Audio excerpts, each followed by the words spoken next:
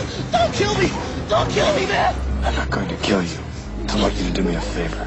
I want you to tell all your friends about me. What are you? I'm Nerdy Somethings.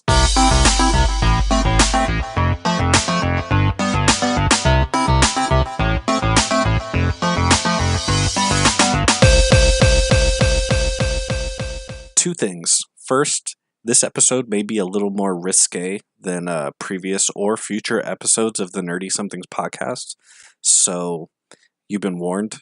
Second, I want to say that the Nerdy Somethings brand will always attempt to steer clear of politics. That being said, lately, a lot of politicians have been getting in trouble for going to parties dressed in blackface back in their high school or college days. Every time I read one of these headlines, the first thought that goes through my mind is, who's ever been to a party where someone just shows up in blackface? Second thought that goes through my mind is, I've been to a party where someone just showed up in blackface. And the craziest thing about this party was that the guy who showed up in blackface wasn't the craziest thing about this party. First job I ever had was in a custodial department at the Disneyland Resort. Most people would think of custodial as a crap job, literally, but at the Disneyland Resort, and more specifically, Disney's California Adventure, it was a position that allowed you the most freedom you could possibly have compared to other available positions.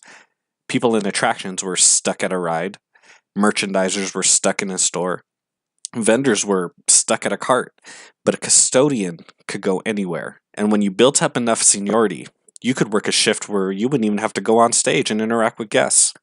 Back in the early 2000s, where we lay our scene, I worked in the parade building with one of my best friends, Jeff. Our primary job was to wipe down the parade floats and maintain the cleanliness of the building.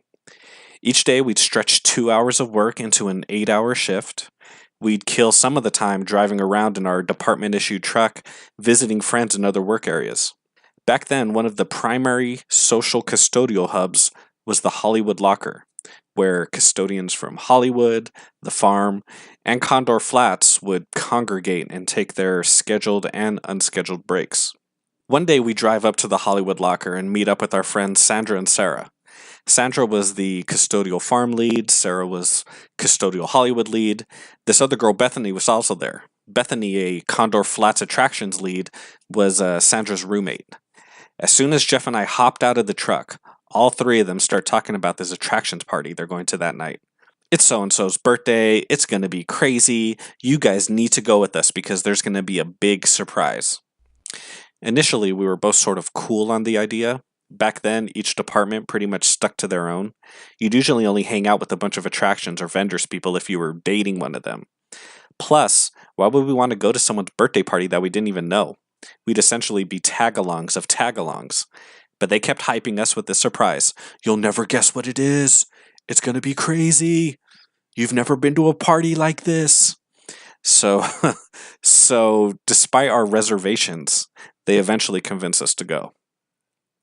So that night, we're on our way to the party. Sandra's driving. Bethany's in the passenger seat. Jeff and I are sitting in the back. Sarah's sitting right in between us. She keeps looking from me to Jeff, to me, back to Jeff. Huge grin on her face. She keeps asking, have you guessed? Have you guessed the surprise?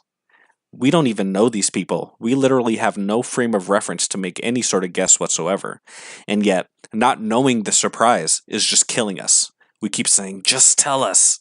And all three of them just keep giggling away. So we get to the party and it's kind of lame. It's just a bunch of attractions people we've seen around the park but don't really know. And they're all looking at us like, why are you here? Bethany introduces us to the birthday girl who I recognize as an attractions lead from Soarin' over California. She gives us each a big hug and thanks us for coming to her party. She spots a 6-pack of Heineken in my hand and directs me to the kitchen. Here's where the night starts to get weird. You know those scenes in movies where a character opens a fridge to either put something in or pull something out, and when they close the refrigerator door, there's someone just standing right there, out of nowhere? That's what happened. I went into the kitchen, opened the fridge, put my 6-pack of Heineken in, grabbed 2 for me and Jeff, and when I closed the refrigerator door, there was a young guy just standing there in blackface. And despite the blackface makeup, I immediately recognized this kid from work because he had a nickname. His nickname was Guy Girl Guy. It had nothing to do with his sexuality or gender identification. He was just a guy who looked like a girl, but was really a guy. Guy Girl Guy. So we're standing in front of the fridge just staring at each other for what feels like an eternity, but was probably somewhere between 3 to 5 seconds. And in those 3 to 5 seconds, I mean, it's hard to explain how the color could drain from the face of someone wearing blackface, but that's what happened.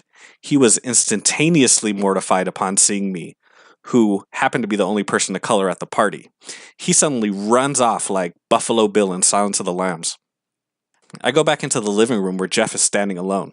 I hand him a Heineken and say, "There's a kid dressed in blackface here." He nods. "I saw that," he says. "Looked like Guy Girl Guy." "It was Guy Girl Guy," I respond. "Maybe that's the surprise. Guy Girl Guy in blackface." Jeff shakes his head. "No. I know what the surprise is." "What?" I ask. Jeff takes a swig of the Heineken, lets out an "ah," says one word. "Strippers." My heart starts racing. I'm a fairly innocent 21-year-old. In my mind, stripper parties only take place in movies where bad things happen, and definitely not at a birthday party filled with a bunch of people who work at Disneyland. I ask Jeff where he got this information. He tells me that everyone keeps asking what time the strippers are showing up. I nod.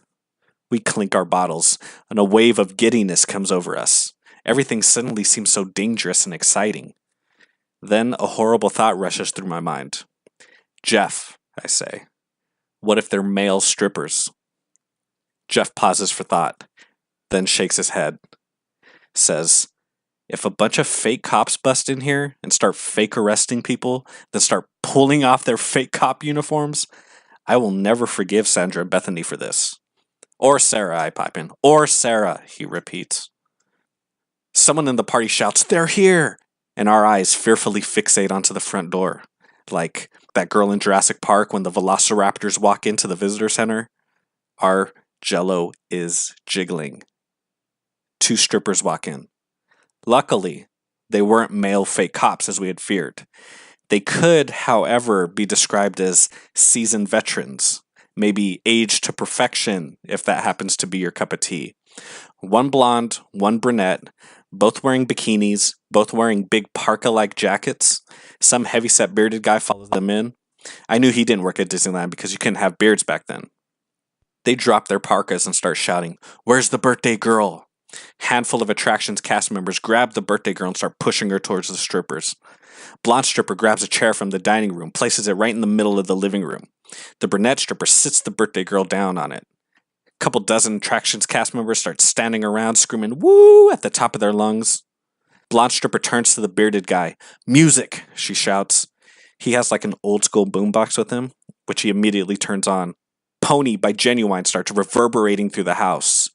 Bomp, chick chick, bomp, bomp, bomp. I turn to Jeff. "Is this real life?" Jeff either can't hear me over the music or he's just locked in. He doesn't reply. Strippers start touching and grinding all over the birthday girl. Then, instead of the strippers stripping, the strippers start stripping the birthday girl.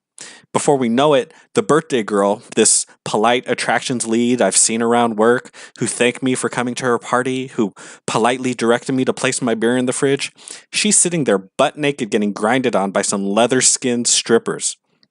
It's kind of awkward because every once in a while I make eye contact with her and she's just sitting there with that same polite smile on her face. I have to go pee, so I step away from the debauchery. I run into my friend Sarah in the hallway. "How do you like the surprise?" she asks all giggly. "This is insane," I say back, then head into the bathroom. I go pee, wash my hands, head back into the living room. I look for Jeff, but he's nowhere in sight. Birthday girl is off to the side getting her clothes back on. And in the middle of the floor, there's 2 guys laying on their backs. Strippers walk up and stick unwrapped blow pops in each of the guys' mouths, stick first, with the candy just reaching for the sky. After both guys have a blow pop, strippers start grinding seductively on the guys' bodies, starting at their legs, slowly working their way up. When they get to the guys' faces, they both instruct the guys to clench their teeth, hold on tight to that blow pop. And then they make the blow pops disappear. And when the blow pops disappeared, I knew it was time for me to disappear. I head towards the backyard. The way this house was constructed, you actually had to walk through this back bedroom to get into the backyard. And when I got into the back bedroom, I was confronted by even more debauchery. 2 attractions cast members are laying on the bed just making out heavy, which is fine. I mean, it's a party.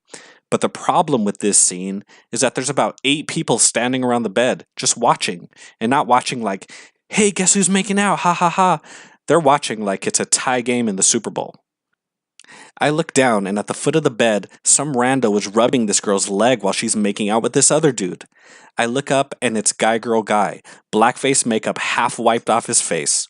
He sees me, immediately stops rubbing her leg, jumps right into this weird, sincere, yet not fully thought out apology, where he repeatedly states, "I'm so sorry. I didn't know you were going to be here." I shake my head, say, whatever, man. Move past him into the backyard, where it's like a totally different party. People are standing around, chatting politely, talking about work, as if all manner of sins aren't taking place right behind us. I spot Jeff standing alone, walk up to him. Hey man, why'd you leave? He lets out a sigh. Those strippers kept trying to make me volunteer for something that involves blow pops. Why, what are they doing in there? I smile and say, oh, they're still doing the blow pops, literally. Just then, our friend Sarah walks up in a panic. Bethany's sick. We need to leave. Bethany's sick, Jeff repeats. We just got here. I chime in. Did she have a blow pop?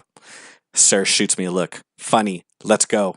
We head back into Sodom and Gomorrah, past the making out couple, past the making out couple's audience, through the hallway where both strippers appear to be taking a break, chatting on their Nokia 3310 cell phones, through the living room where about a dozen guys and girls are happily sucking on multicolored blow pops, and out the front door where we spot Sandra holding Bethany's hair back as she vomits onto the front lawn behind a hedge.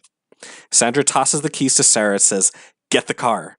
And as we headed to the car, the sky opened up and fire and brimstone began to rain down on that godforsaken house. I kid. But for the next few weeks, every time I ran into one of these Disneyland attractions cast members outside soaring over California, whether it be the birthday girl or the makeout girl, they'd all hang their heads in shame and embarrassment.